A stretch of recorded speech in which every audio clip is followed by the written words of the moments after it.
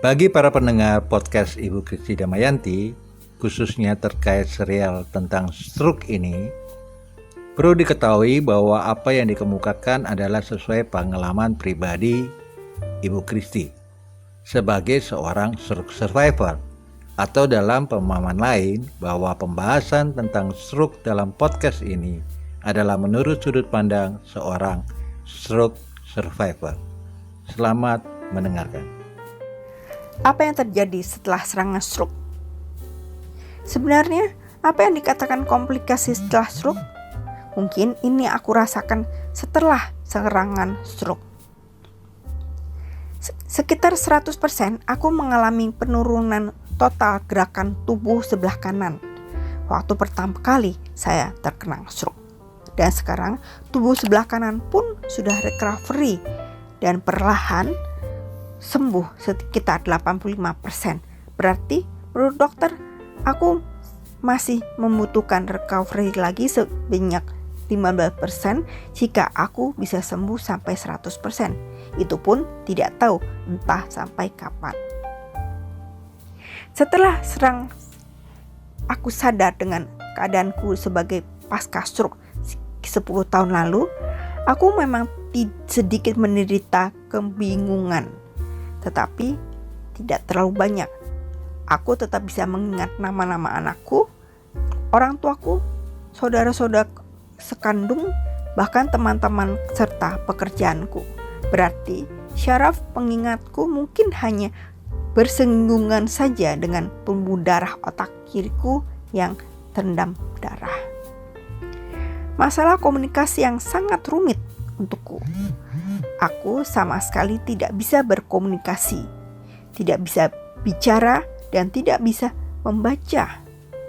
Ketika aku tersadar bahwa aku kena stroke, kata-kataku adalah dengan bahasa alien yang tidak jelas artinya.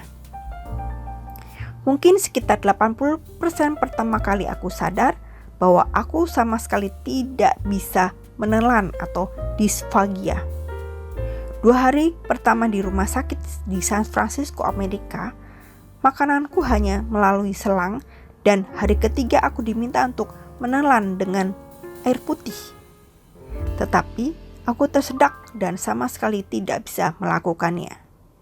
Setelah berkali-kali mencoba, aku baru bisa menelan air putih itu, juga belajar makan dengan es krim, dan dengan terbatuk-batuk aku paksa untuk menelannya.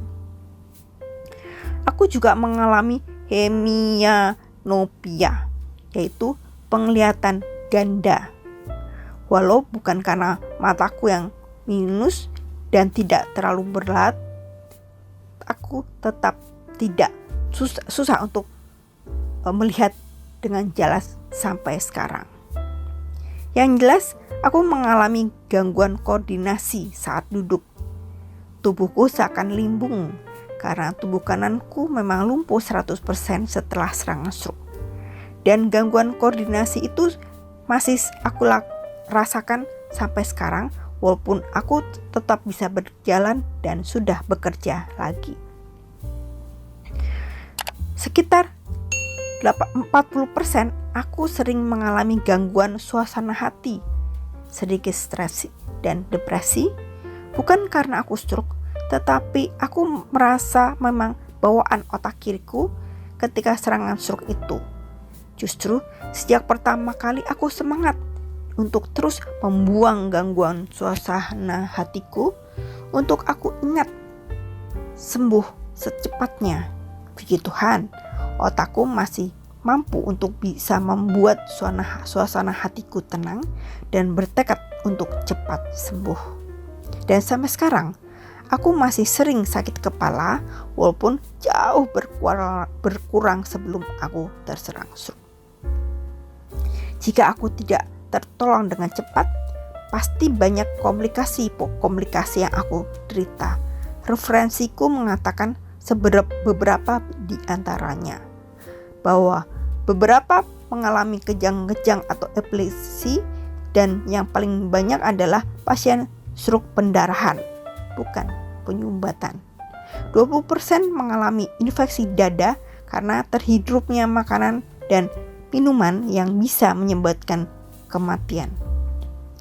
Mengalami infeksi kanduh kemih dan pengendalian buang air besar atau kecil. Tidak bisa mengalami embolisme parung dan itu juga mengakibatkan kematian. Yang jelas, jika pasien lumpuh ke sebelah seperti aku, tetap tidak bisa mendapat pertolongan, 30% akan mengalami cacat sendiri dan kontraktur atau sendi tidak bisa diluruskan atau tidak bisa ditekuk. Ya, serangan stroke memang mengerikan sekali. Dengan sakitku, aku sangat ingin terus-menerus untuk mensosialisasikan stroke dan aku tidak mau semua teman atau sahabatku mengalaminya juga seperti aku.